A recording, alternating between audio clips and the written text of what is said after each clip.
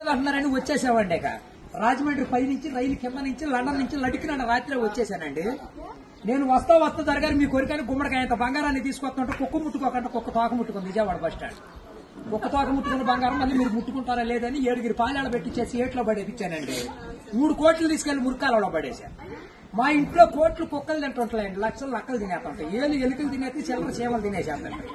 ఇక కాగితాలు కట్టుంటే కాగితాలు తీసుకెళ్లిపోతాం.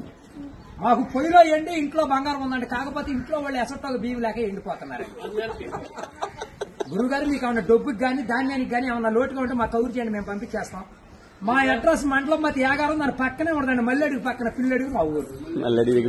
దానికి మా అడ్రస్ కి సాయంకాలం ఉత్తరం రాసేసి పోస్ట్ లో అయిపోకుండా పొయ్యిలో వేసేయండి. మీరు పరిగెత్తుకుంటూ వచ్చేసి పంటకాలం కాడ 10 నుంచి నేను 3 మురికాలలోకి అందించేస్తా డబ్బు. పగిలిపోయిన వాడి మీద వచ్చేస్తాను 10 కోట్లు మరి డబ్బు. అక్కడ బుట్టతో తీసి తట్ట మీద ఆరబెట్టుకోండి. అప్పుడు నేను చదువుల కాడ బాగా పాస్ అయ్యామండి. నేను చదువు సంకల వరకు చదివానండి, గుడింతాలు గుండెల్లాగా వచ్చేసి పాఠాలు పాదాల వరకు వచ్చేస్తే ఇంగ్లీష్ ఈదులు అమ్మడ పరిగెట్టేసి చదువు ఎక్కువైపోయి అబ్బాయి గారి సంతకం పెడతాం మర్చిపోయి. సోనియా గాంధీ గారి దగ్గరికి వెళ్ళి ఉద్యోగం అడిగానండి. రాత్రి రాజీవ్ గాంధీ గారు రాసిచ్చారు ఈ ఊళ్ళో ఉద్యోగం ఎక్కడైతే సంతకాలు చేసే పని ఉండదు. ఈ ఊళ్ళో ఉద్యోగం రాసాక ఒక పని దొరికిందండి. ఈ మధ్యన ముసలి వాళ్ళంతా ఉండకూడదని పొద్దున్న మా డిపార్ట్మెంట్ కి ఆర్డర్ వచ్చింది. ముసలి ఉన్న కాడి నుంచి అత్తాకోడళ్ళు పోట్లాడుకుంటున్నారు. అత్తలు అడుగులో పడిపోతుంది, కోళ్ళు వచ్చి గొంతులో పడిపోతుంది, మంచం ఎక్కేస్తుంటే అల్లుడు అటుకు మీద కూర్చోండి. అందుకని ముసలి వాళ్ళందరినీ తీసుకెళ్లి మెగాస్టార్ చిరంజీవి గారి దగ్గర చేర్పిస్తున్నాం. గురువు గారు ఆయనకి దసరా పండుగ రోజున మా ఊళ్ళో ఏప్రాల్ పందాలు వేపిస్తున్నాను నాపురాల మీద.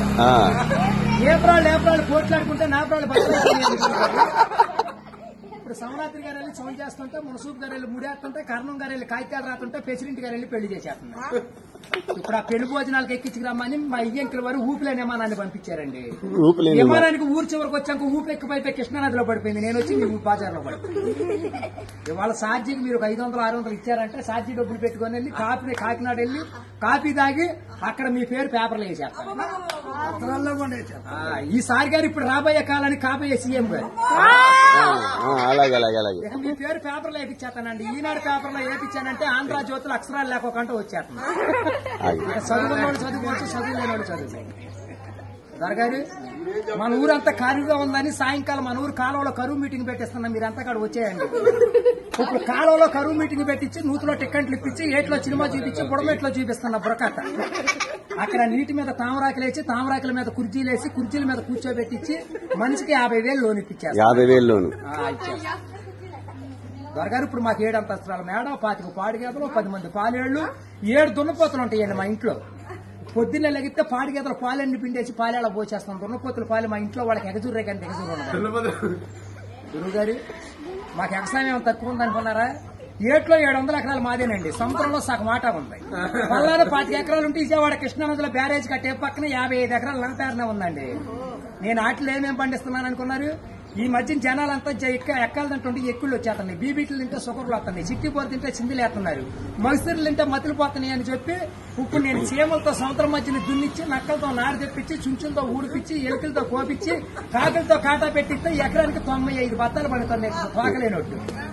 మీకేమన్నా కావాలంటే చెప్పండి, సాయంకాలం ఆఫీస్ కాడికి వస్తాను, ఒక లారీలో ఒకటి మీ ఇంటికాడ పంపించాను.